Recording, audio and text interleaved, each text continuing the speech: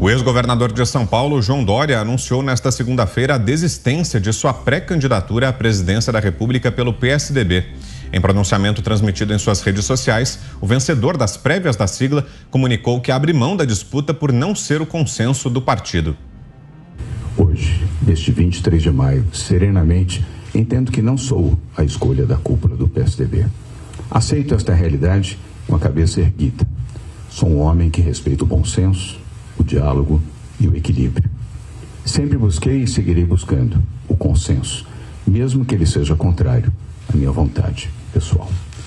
O PSDB saberá tomar a melhor decisão no seu posicionamento para as eleições deste ano. Me retiro da disputa com o coração ferido, mas com a alma leve. Dória fez um discurso breve no qual evitou o tom de conflito e exaltou suas alegadas realizações como prefeito de São Paulo e governador do estado.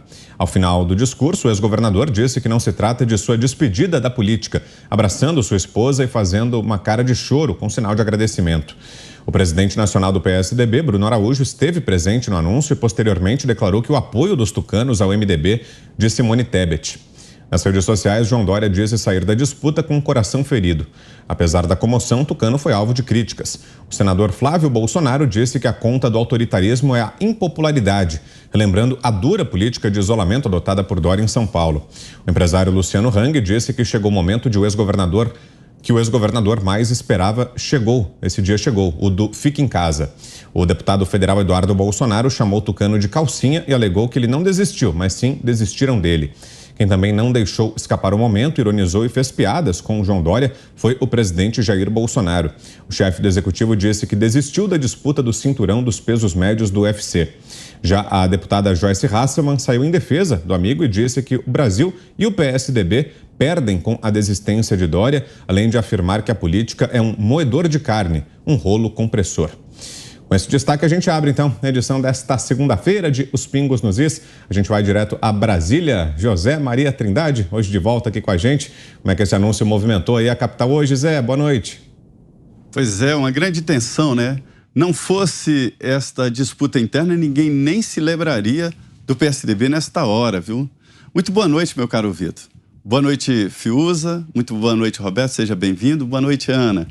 E boa noite especial a você que nos acompanha aqui nos Pingos nos Is. Olha, esta desistência do Dória sob pressão, né? Isso é realidade, ele não desistiu sozinho. Isso não muda muito a estratégia dos partidos políticos por aqui. Marca, sim, ali uma lição da política, de que nem sempre os planos de atacar outro candidato é um plano bom para se protagonizar. Essa foi a estratégia do ex-governador de São Paulo, João Dória, e que fez um governo bom. Ele fez um governo bom porque tinha dinheiro. Todos os governadores e prefeitos estão com dinheiro, muito dinheiro em caixa. 360 bilhões de reais. É isso que os governadores e prefeitos têm. Algum desse dinheiro aí é naturalmente levado para pontos específicos, mas isto significa investimentos. Dória apostou nas vacinas para se colocar como um candidato progressista e um candidato que se contrapõe ao presidente Jair Bolsonaro. Naquela época, o cálculo dele é o seguinte: quem bater mais no presidente Jair Bolsonaro vai para o segundo turno. Ele fez essas contas e fez a chamada marcha da insensatez. Bateu no presidente Jair Bolsonaro, fez críticas indevidas, fez o contraponto em absolutamente tudo de uma forma irracional. Eu nunca tinha visto governador fazer uma oposição tão cerrada a um presidente da República. Governantes se entendem porque têm responsabilidades. E num momento muito crítico, uma pandemia assolando o país, e ele fazendo divergências e luta política.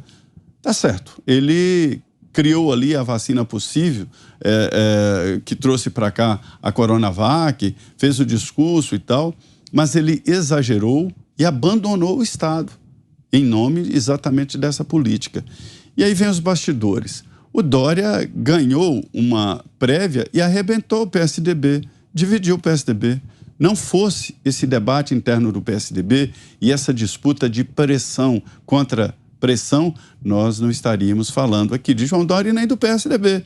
Seria apenas um assunto diluído nesta posição política que é já de polarização entre o presidente Jair Bolsonaro e o ex-presidente Lula. Esta é a realidade. Eu ouvi agora há pouco de um deputado importante do PSDB dizendo, lá na Avivá, ou seja, a vida continua. A expectativa de São Paulo é fazer 10 deputados do PSDB. Eu acho otimista demais, mas dizem que o deputado, o governador Rodrigo Garcia está empenhado nisso. E é a prioridade nacional do PSDB, fazer uma bancada e pronto. O Aécio Neves está tentando ali recriar um candidato no PSDB, o Eduardo Leite, que perdeu, e já ouvi de parlamentares dizendo o seguinte, não fica bem. Ele perdeu as prévias eleitorais, a consulta interna, a democracia interna do partido. Como colocá-lo agora como candidato? Então a aposta é Simone Tebet, de uma maneira despretensiosa, em que o PSDB pode fazer aí o seu projeto de tentar pelo menos manter o número de deputados atualmente e criar uma base. Já existe quem fala no PSDB Natal refundação partidária. Isso significa rever conceitos, fazer uma autodeterminação de postura partidária, porque a coisa está mesmo virando geleia. Eu vi nessa fotografia aí o Dória cercado de tucanos tradicionais em Baçaí, o Bruno Araújo, que foi indicado por Dória, o ex-presidente Fernando Henrique Cardoso, né? Isso aí já significa uma tentativa de reaglutinação e uma tentativa de salvar o PSDB. Essa é a realidade. O senador Flávio tem razão. Ele não desistiu. Ele foi desistido há muito tempo. Ouvi de parlamentares dizendo que conversavam com ele. Governador, está na hora de decidir sim ou não. Política tem um time. E ele perdeu. Já devia ter tomado essa decisão lá atrás, porque isso aí já estava escrito na política. Você, Guilherme Fiuza, que nos diz desse anúncio feito hoje pelo ex-governador Fiuza. Boa noite, bom começo de semana. Salve, Vitor. Boa noite para você também, boa noite, bom começo de semana. Zé Maria, Ana, bem-vindo Roberto Mota, um abraço ao mestre Augusto Nunes e boa noite a todos. A candidatura de João Dória à presidência é uma piada e você não desiste de uma piada de mau gosto.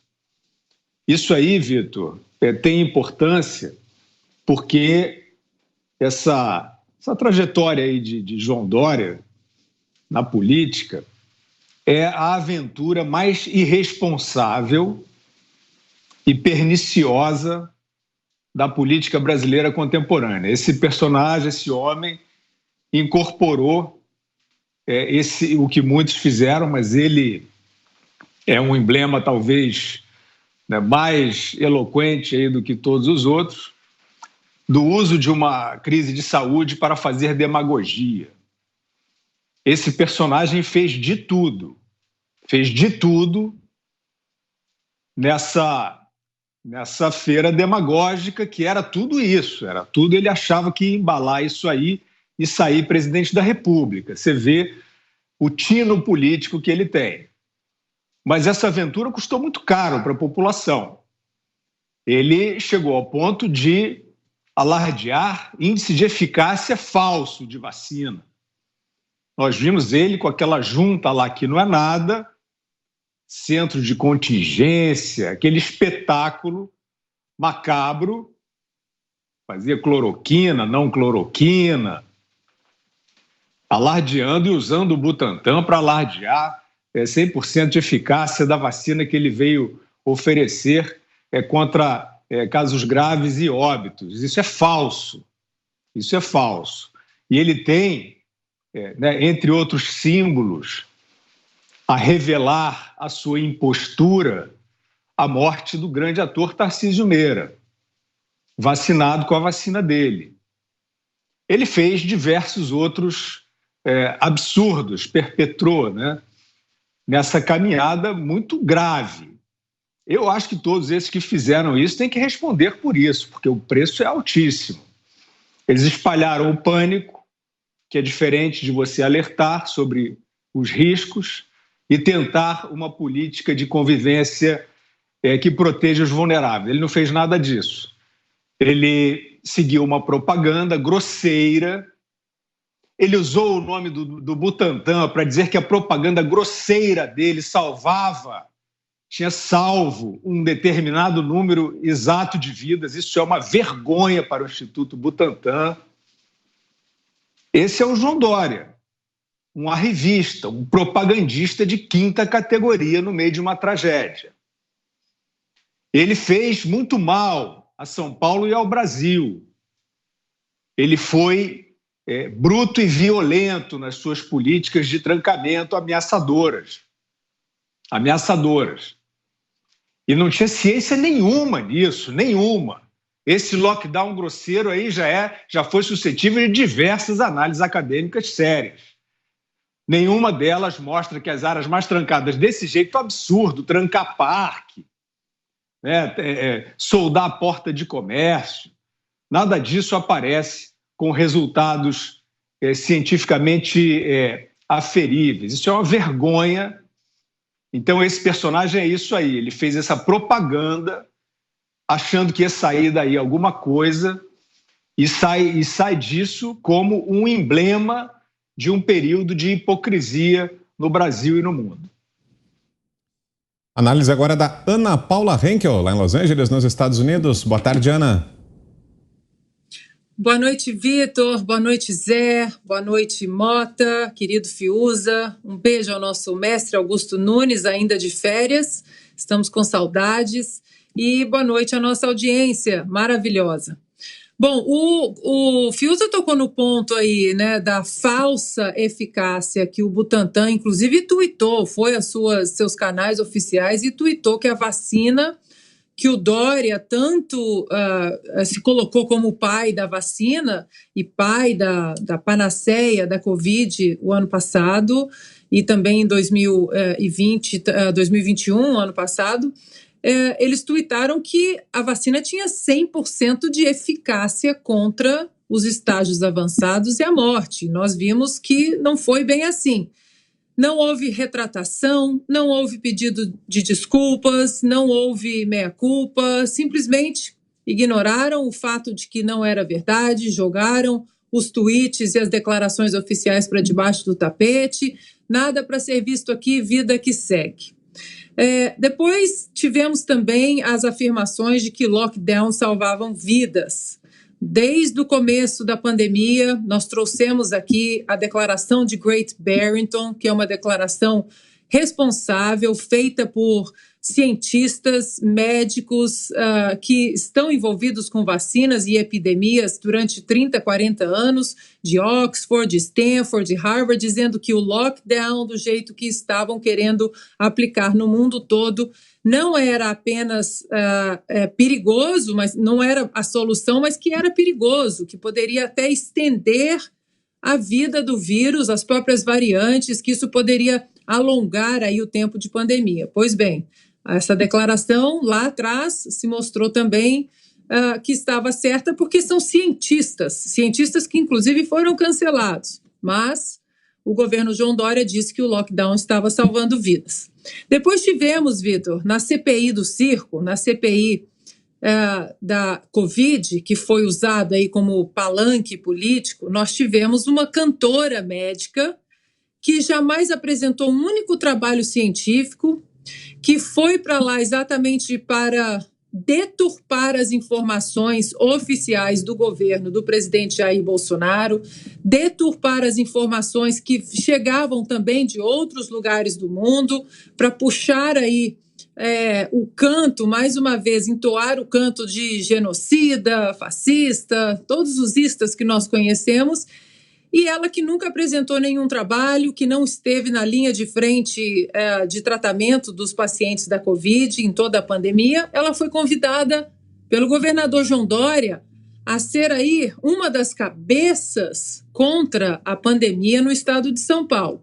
Não aceitou, sumiu, não quis dar entrevistas, mas mesmo assim foi alçada a musa intelectual da pandemia.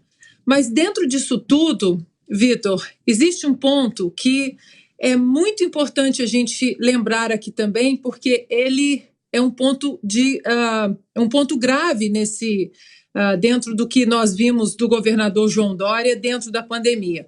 Nós vimos o governador de São Paulo pedir ao vivo a cabeça de um jornalista.